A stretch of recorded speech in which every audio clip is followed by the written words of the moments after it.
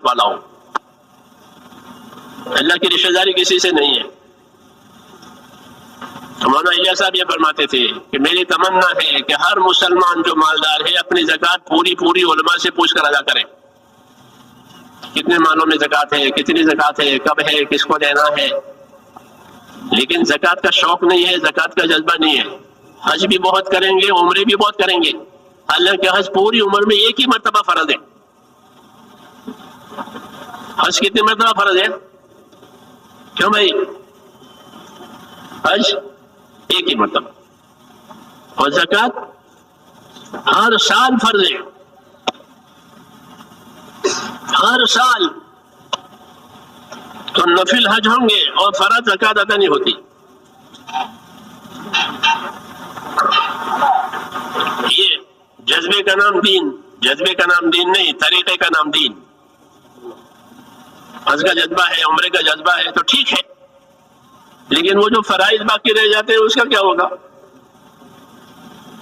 وہ تو اللہ کا حق ہے, وہ مسکینوں کا بھی حق ہے, وہ حق تو مارا گیا. عورتوں پر بھی, مردوں پر بھی.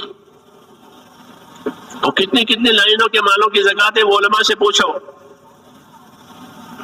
خالی کیش پر زکوٰۃ نہیں ہے کہ بھئی کیش کی زکوٰۃ دے دی, یا کوئی چندے والے آئے تو اس کو دے دیا. یہ بھی غلطی ہے کہ اپنی زکوٰۃ کو, اپنے صدقے کو غریب کی ضرورت سمجھتے ہیں. غریب کی ضرورت نہیں ہے, آپ کی ضرورت ہے. غریب کی ضرورت نہیں ہے تو کس کی ضرورت ہے؟ کہ مالدار کی ضرورت ہے. یا دھوبی سے کپڑے دھلواتے ہو, دھوبی کی ضرورت نہیں ہے, آپ کی ضرورت ہے. دھوبی سے کپڑے دھلواتے ہیں نا, تو دھوبی کی مدد کے لیے دھلواتے ہو, تو کس کے لیے؟ اپنے لیے. ہمارے کپڑے پاک ہوں گے, اس طرح وہ مال پاک ہو جائے گا جس میں سے زکوٰۃ نکلی. نہیں تو وہ مال ناپاک ہے, اس میں میل ہے, لوگوں کا حق ہے اندر, وہ کھا جاتے ہیں. زکوٰۃ نہ دینے کی وجہ سے اسے کھا جائیں گے. یہ حق ہے اللہ کا.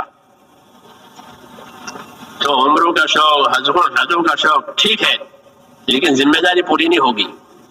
شوق پورا ہوگا, ثواب ملے گا, میں اسے انکار نہیں کرتا, لیکن زکوٰۃ نہیں دی ہے تو کیا اس کا بڑا عذاب ہے. ہاں, پائی کی زکوٰۃ ایسی واجب ہے جیسے 4 فرض ہے تو ہر رکعت فرض ہے. یہ نہیں کہ 3 رکعت پڑھ لی ایک رہ گئی تو 4 بھی نہیں ہوئی. زور کی 4 میں سے 3 پڑھے, ایک چھوٹی تو 4 بھی نہیں ہوئی.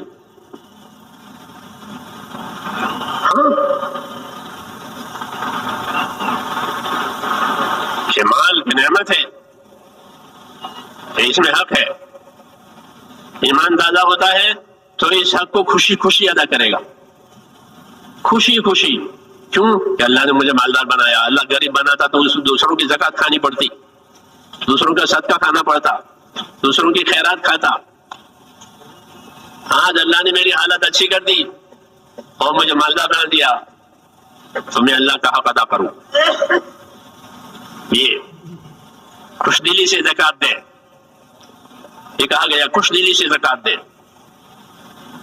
تو صحابی کے پاس زکوٰۃ وصول کرنے والا آدمی آیا کہ آپ کے جانوروں میں زکوٰۃ واجب ہے. کہ کتنی؟ تو انہوں نے ایک عمر کا جانور بتایا کہ اتنی عمر کا جانور, اتنی عمر کا اونٹ آپ دیں گے. اونٹوں کی زکوٰۃ کا حساب ہے خاص کتابوں میں. تو انہوں نے اونٹوں کی زکوٰۃ کا حساب بتایا کہ اتنی عمر کا اونٹ آپ کے ذمہ واجب ہے, وہ آپ ادا کر دو.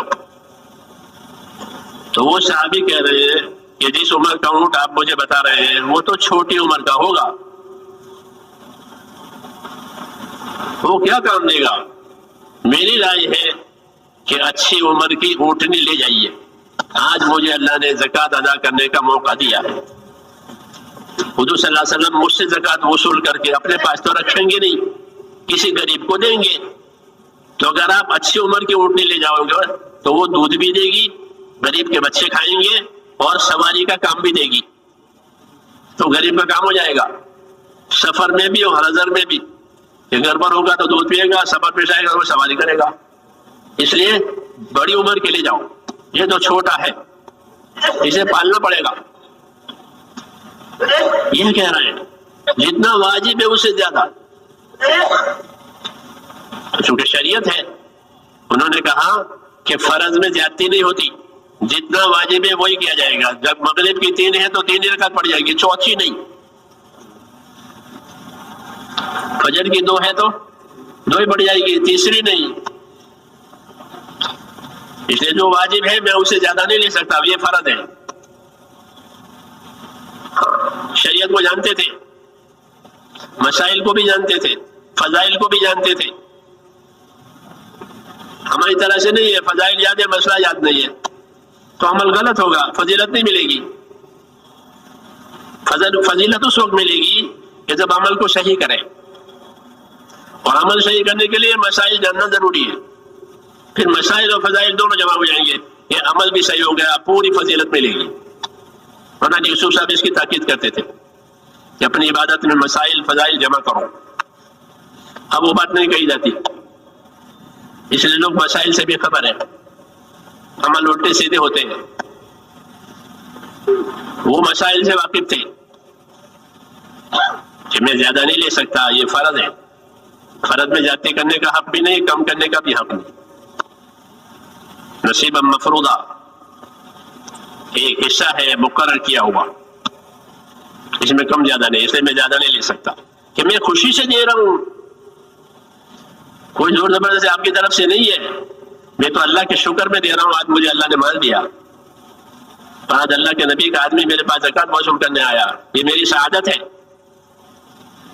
اس نے کہا پھر بھی نہیں، اگر آپ کو اصرار ہے تو رسول صلی اللہ علیہ وسلم کا قیام یہاں قریب میں ہے، وہاں چلو، وہیں مسئلہ رکھو، اگر حضور منظور فرمانے تو مجھے کوئی اعتراض نہیں، ورنہ مجھے زیادہ لینے کا حق نہیں ہے۔ سب مسائل والے، سنت شریعت پر عمل کرنے والے، جانتے بھی تھے مسئلہ، بتاتے تھے بھی مسئلہ، تو دونوں گئے، جا کر پورا ماجرا عرض کیا کہ یہ ہوا۔ حضور صلی اللہ علیہ وسلم نے وہی بات فرمائی کہ آپ کے اوپر فرض تو یہی ہے، کیوں کہ نبی کو بھی فرض گھٹانے بڑھانے کا حق نہیں ہے، وہ تو اللہ کی طرف سے آتا ہے۔ آپ نے فرمایا کہ فرض تو یہی ہے، اس سے زیادہ نہیں، کہ میں خوشی سے پیش کرتا ہوں۔ تو فرمایا ٹھیک ہے، ہم قبول کرتے ہیں، مگر یاد رکھو فرض وہی ہے جو بتایا، تمہارے اخلاص کی وجہ سے ہم اس کو قبول کر لیتے ہیں۔ آپ نے قبول فرمایا اور دعا دی، یہ مخلص کہلاتے ہیں اپنے مال میں، اپنے نعمتوں میں۔ یہ ایمان کی بات ہے، جب ایمان تیار ہوتا ہے تو اپنی ذمہ داری پوری کرنا خوشی خوشی کہ اللہ نے مجھے موقع دیا ہے۔ تو یہ نبیوں والا طریقہ ہے کہ اپنی نعمتوں میں نعمت دینے والے کا حق ادا کرنا، اور خوشی خوشی کہ مجھ کو اللہ نے موقع دیا ہے۔ تو حضور صلی اللہ علیہ وسلم ورا مانے والی نماز پڑھ رہے ہیں، شکر میں پڑھ رہے ہیں کہ مجھے بخشا بخشا بنایا اللہ نے، اس لیے اب اس کی عبادت ایسے کروں گا کہ وہ مجھ سے راضی ہو جائے۔ داؤد علیہ السلام کو بادشاہ بنایا اللہ نے، داؤد علیہ السلام سلیمان علیہ السلام باپ بیٹے دونوں بادشاہ ہیں، اور بادشاہت بھی دونوں کی عجیب ہے۔ سلیمان علیہ السلام کی بادشاہت مشہور ہے کہ اللہ تعالیٰ نے پوری دنیا پر ان کو بادشاہت دی، جناتوں پر، پرندوں پر، ہواؤں پر، ایسی بادشاہت کسی کو نہیں ملی۔ داؤد علیہ السلام ان کے باپ ہیں، اللہ نے ان کو بادشاہ بنایا، بنی اسرائیل کا ایسا بادشاہ کوئی نہیں بنا، نبی بھی ہے اور بادشاہ بھی ہے، اور بنی اسرائیل کے ایسے بادشاہ ہیں کہ سارے بنی اسرائیل ان کی بادشاہت پر متفق ہو گئے تھے، ورنہ بنی اسرائیل کبھی نبیوں پر متفق نہیں ہوتے، ہمیشہ نبیوں سے کھینچان ان کی رہتی ہے۔ بنی اسرائیل کی نبیوں سے کھینچان، اپنے نبیوں سے، نبی بھی انہی کے خوف کے ہوتے تھے، اپنے نبیوں سے کھینچان کرتے رہتے تھے، پھر اس کی سزا بھی پاتے رہتے تھے۔ داؤد علیہ السلام کی بادشاہت کا نمبر آیا تو بنی اسرائیل متفق ہو گئے آپ کی بادشاہت پر، یہ کتابوں میں لکھا ہے۔ تو داؤد علیہ السلام کو بادشاہت دی اور نعمتیں دی، تو ان نعمتوں کے جواب میں وہ کیا کرتے تھے؟ حدیثوں میں ہے کہ داؤد علیہ السلام پر زبور نازل ہوئی ہے، زبور کی تلاوت کرتے تھے، زبور کی تبلیغ کرتے تھے، اور ایک دن روزہ رکھتے تھے، ایک دن افطار کرتے تھے، ایک دن روزہ رکھتے تھے، ایک دن افطار کرتے تھے، اور راتوں کی عبادت کے لیے اوقات اور گھڑیاں مقرر کر رکھی تھی، اس گھڑی میں سونا، اس گھڑی میں اٹھنا، عبادت کرنا۔ تو نعمتیں بہت ہیں، اور اللہ کا تقاضا بھی تھا کہ نعمتیں بہت دی ہے۔ اعملوا آل داؤد شکرا وقلیل من عبادی الشکور، اے داؤد کے خاندان والوں اپنی کارگزاریاں شکر والی بناؤ۔ قرآن پاک پڑھیں آپ، رہبری کرے گا، یہ سب ہمارے لیے رہبریاں ہیں۔ اعملوا آل داؤد شکرا، اے داؤد کے خاندان والوں شکر والی کارگزاری بناؤ، کیوں نعمتیں بہت ہیں۔ قلیل من عبادی الشکور، یہ شکایت ہے، میرے بندوں میں شکر گزار بہت تھوڑے۔ یہ فرمایا، یہ رپورٹ اللہ کی ہے، کس کی؟ سرکاری۔ ہاں سرکاری رپورٹ کہ میرے بندوں میں شکر گزار بہت تھوڑے۔ شیطان جب مردود ہوا اور اللہ نے اسے نکالا تو وہ یہ کہہ کر اترا ہے وہاں سے کہ میں تیرے بندوں کو ایسے بہکاؤں گا کہ تیرے شکر گزار تھوڑے رہ جائیں گے۔ وَلَا تَجِدُ أَكْثَرَهُمْ شَاكِرِينَ، یہ سب نصوص ہیں، قرآن کی آیتیں ہیں، ہدایتیں ہیں ہم کو چوکنا کرنے کے لیے۔ یہ دعوت اسی لیے ہے، یہ محنت اسی لیے ہے کہ یہ چیزیں زندگیوں میں آ گیا وہ زندہ ہو جائیں۔ تو شیطان نے یہ اللہ کا، اس کو چیلنج کہتے ہیں، اللہ کے سامنے چیلنج پھینکا تھا مجھے۔ ہاں یہ اس کی ضرورت ہے۔ مردود کرنے کے بعد اس نے کہا کہ میں آدم کے اولاد کو ایسا بہکاؤں گا، ان کے مالداروں کو اسراف میں ڈالوں گا۔ کس میں؟ ہاں کہ مال والے اسراف کریں گے اور اسراف سے تبذیر پر جائیں گے۔ اسراف کہتے ہیں ضرورت سے زیادہ خرچ کر دینا۔ 5 روپے میں کام بنتا ہے پھر بھی 15 روپے لگائے،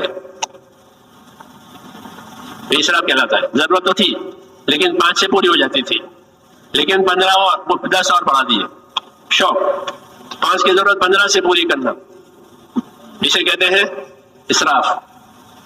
یہ شیطان نے چلایا ہے، حدیثوں میں ہے، مالداروں کو اسراف سکھایا۔ جب ان کے مالوں میں اسراف آئے گا تو ان کے مالوں کی برکت اٹھ جائے گی۔ یہ مسرف ہے، اللہ اسراف کرنے والوں کو پسند نہیں کرتا، یہ ضرورت سے زیادہ خرچ کرتے ہیں۔ پھر ایک بدی دوسری بدی پر لے جاتی ہے، ایک نیکی دوسری نیکی پر لے جاتی ہے، یہ فائدہ ہے۔ میری بات سمجھ رہے ہیں؟ الحسنات اخوات والسیئات اخوات، یہ کتابوں میں لکھا ہوا ہے کہ نیکیاں آپس میں بہنیں ہوتی ہیں اور بدیاں بھی آپس میں بہنیں ہوتی ہیں۔ یہ مثال کے طور پر سمجھایا ہے کہ الحسنات اخوات والسیئات اخوات، نیکیاں بہنیں ہیں اور بدیاں یہ بھی بہنیں ہیں۔ ایک بہن سے رشتہ ہے، ایک بہن نکاح میں ہے تو ظاہر بات دوسری بہن ملنے کے لیے آئے گی کہ یہاں میری بہن ہے، ہوتا ہے۔ ایک بدی سے رشتہ ہو گیا ہے، دوسری بدی اس کی بہن ہے، وہ بھی آئے گی، تو ایک گناہ میں تھا دوسرا گناہ جائے گا، ایک نیکی پر تھا دوسری نیکی آئے گی۔ کہ آدمی نے وضو کیا ہے تو 2 رکعت تحیۃ الوضو پڑے گا، یہ ایک نیکی وضو کی تھی، وہ نیکی تحیۃ الوضو پہ لے گئی۔ سنت ہے کہ وضو کیا ہے 2 رکعت نماز پڑھ لو، وضو کا حق یہی ہے کہ 2 رکعت سنت 2 رکعت تحیۃ الوضو پڑھے۔ تو ایک نیکی کی تھی وضو، تو وہ دوسری نیکی پر لے گیا، یعنی تحیۃ الوضو پڑھے۔ تحیۃ الوضو پڑھنے کے بعد دعا مانگے گا، یہ تیسری نیکی ہوئی، یہ تیسری نیکی ہوئی۔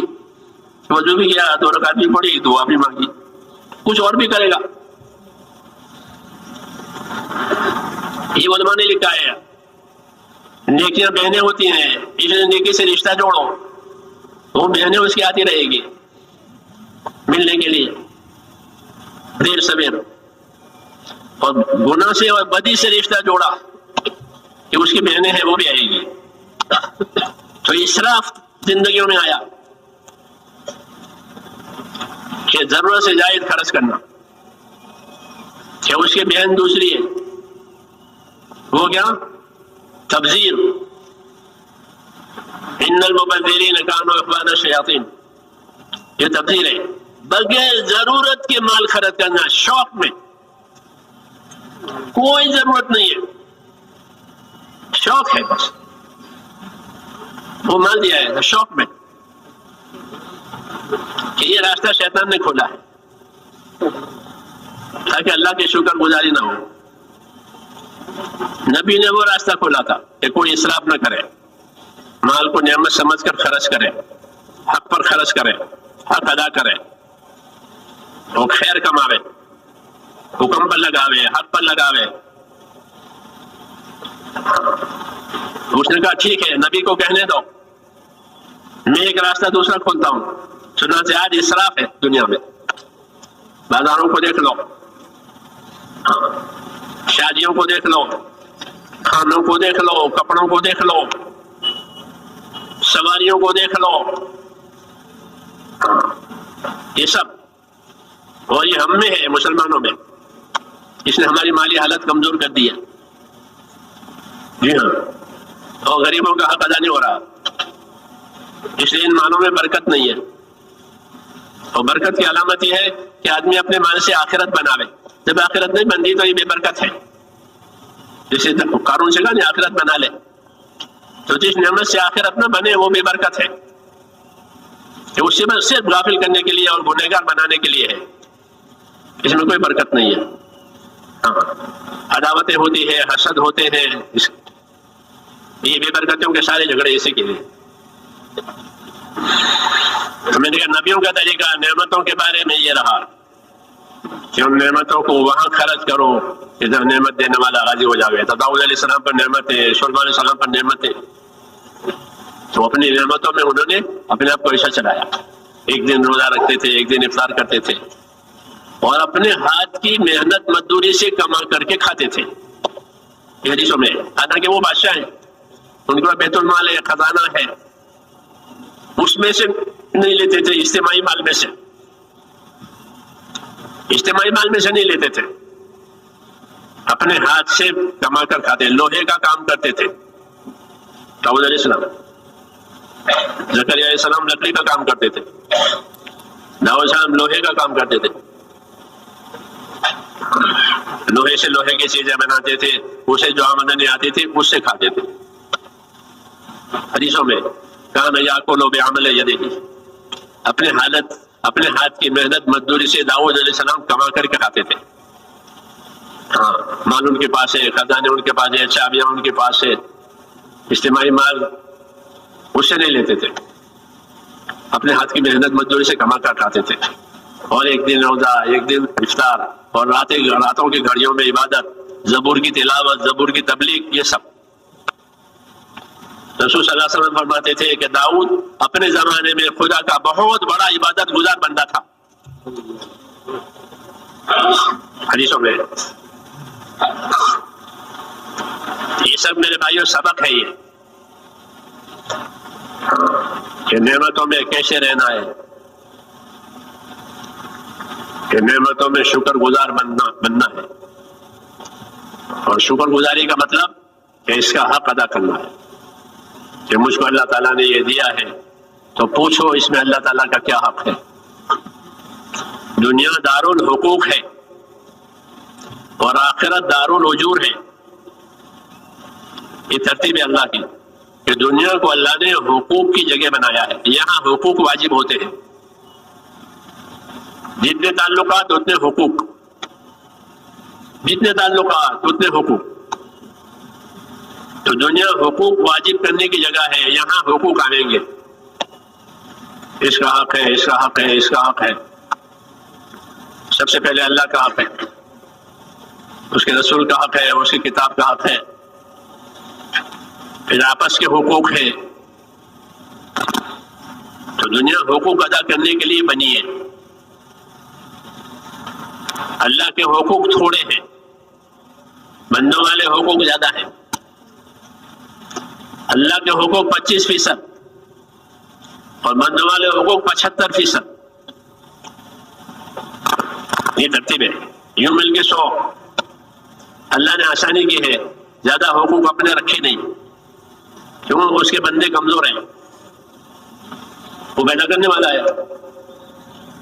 خلق الانسان ضعیفا، یہ کمزور پیدا ہوا ہے بندہ، تو اپنے حقوق کا بوجھ کم کر دیا. یرید اللہ بکم الیسر ولا یرید بکم العسر. اللہ کا ارادہ تمہارے ساتھ آسانی کا ہے، دشواری کا ارادہ ہی نہیں ہے. یہ فرمایا دشواری کا ارادہ ہی نہیں ہے، آسانی کا ارادہ. اس لیے اپنے حقوق تھوڑے رکھیں، اور اس میں بھی معافی کی گنجائش. اس میں معافی کی گنجائش، میرا اپنا حق ہے، معاف کر دوں گا. ہماری فقہ کی کتاب ہے ہدایہ، پڑھتے علماء کرام پڑھاتے ہیں. 4 جلدیں ہیں. پہلی جلد جو ہے طہارت سے شروع ہو کر کے حج پر ختم ہو جائے گی. یہ اللہ کا حق، یہ اللہ کا حق ہو گیا. پھر دوسری شروع ہوگی، وہ نکاح سے لے کر کے میراث تک. 3 جلدیں، 3 جلدیں. نکاح سے شروع ہوگا کہاں تک؟ وصیت اور میراث آخری. یہ 3 جلدوں میں. اس لیے کہتے ہیں 25% اللہ کا اور 75% تمہارا اپنا. یہ 3 ہے جو حقوق بتائے ہیں، اور اس میں انصاف اور احسان کا حکم دیا ہے. کس کا؟ اپنے دین کو سمجھنے کی ضرورت ہے. یاد رکھو، ہم دین سمجھیں گے تو کسی کو سمجھائیں گے. تو یہ حقوق واجب کیے ہیں، اور اس میں انصاف اور احسان کا حکم دیا. ان حقوق میں انصاف کے ساتھ رہو، جس کا جو حق ہے ادا کرو، اور اپنی طرف سے احسان بھی کرو، تو تمہارے ساتھ اللہ احسان کریں گے. یہ انصاف سکھایا، احسان سکھایا، اور ایک ایک حق کی ذمہ داری دی کہ حق ادا کر کے دنیا میں رہو. حقوق ادا کرو گے کہ خوشحال رہو گے. کیا ہو گے؟ ہمارے حضرت شیخ مولانا زکریا رحمۃ اللہ علیہ، ان کے آپ بھی تھے، وہ ہم لوگوں کو، مدرسے والوں کو رہبری کرتے ہیں کہ دیکھو مدرسے والوں، مدرسے میں مدرسے کا حق ادا کرو، مدرسے کے بارے میں پورے محتاط رہو، انشاءاللہ خوشحال رہو گے.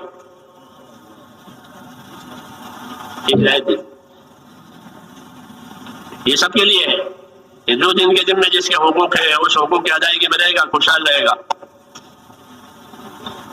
مدرسے والوں سے کہہ رہے تھے کہ حقوق کی ادائیگی پورے امانت دار رہو، اور مدرسے کا کام کرو امانت داری سے، خوشحال رہو گے.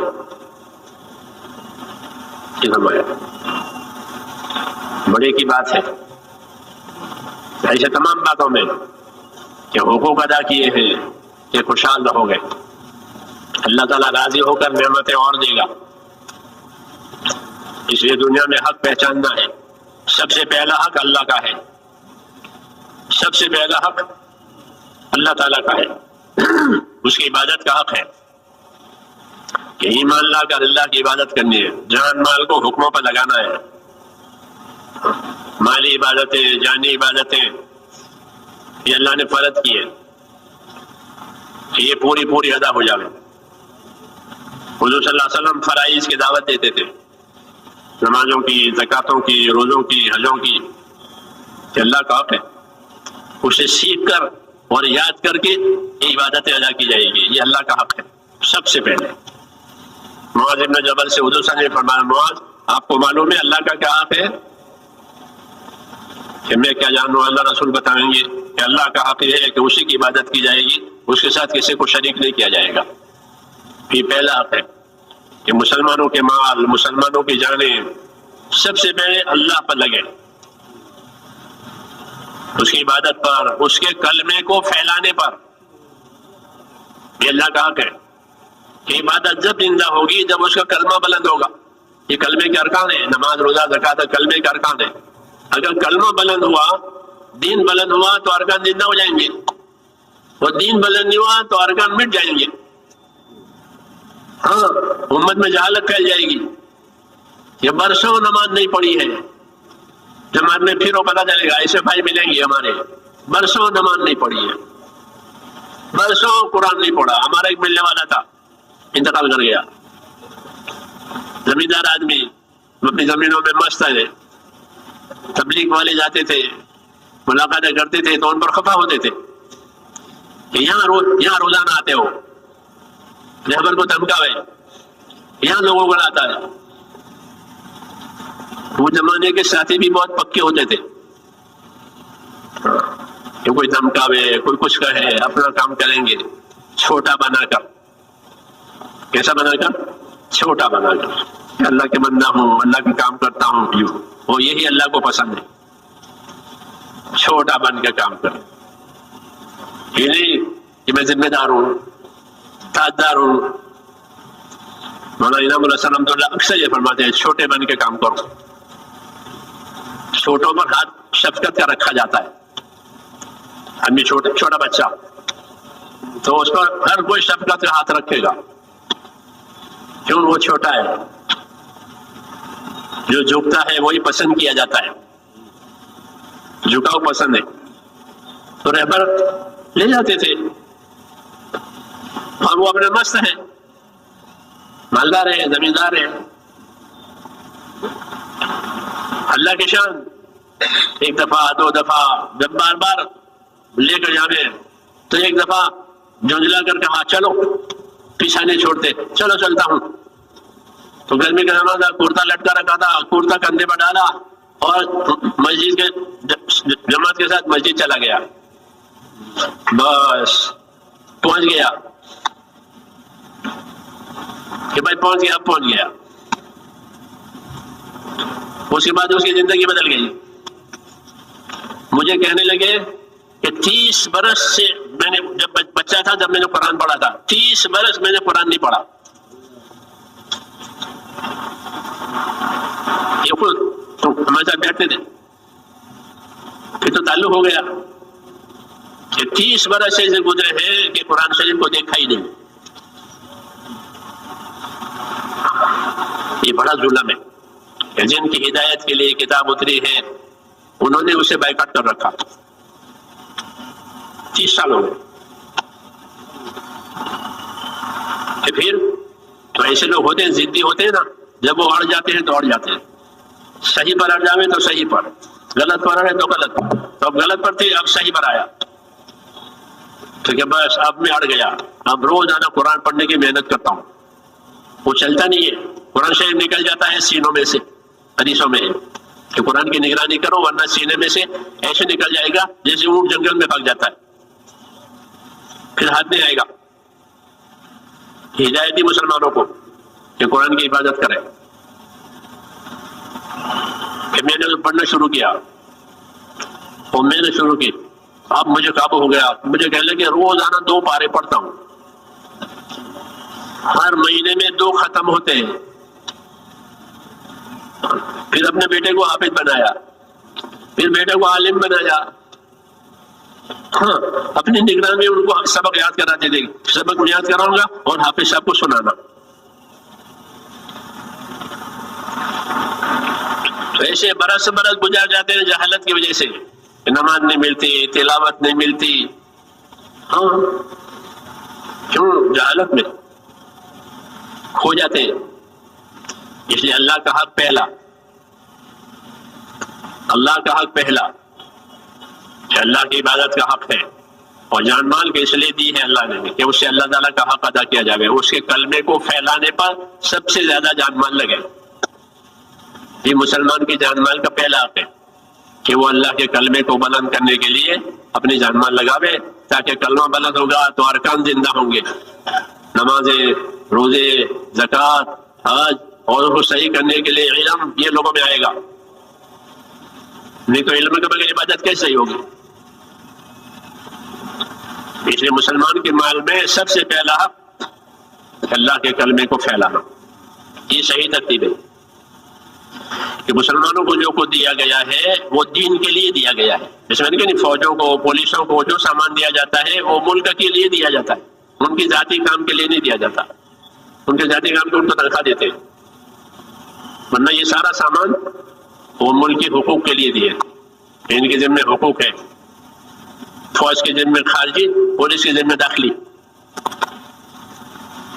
ایسے ہی امت کو اور ایمان والوں کو جو مال ملا ہے، جو صلاحیتیں ملی ہیں اور جو طاقتیں ملی ہیں وہ اللہ کے کلمے کے لیے ملی ہے. یہ پہلا حق ہے کہ اپنے جان مال سے اپنے کلمے کو پانی پہنچاؤ، اپنے دین کو پانی پہنچاؤ. یہ تقاضا ہے اللہ کا، تاکہ کلمہ بلند ہو، ارکان اسلام زندہ ہو، زمین پر اللہ کی عبادت ہو، اللہ کے حقوق ادا ہو. مولانا ایسا فرماتے تھے لوگ جب اللہ پر جڑیں گے تو آپس میں جڑیں گے، اللہ پر ہی نہیں جڑیں گے تو آپس میں بھی نہیں جڑیں گے.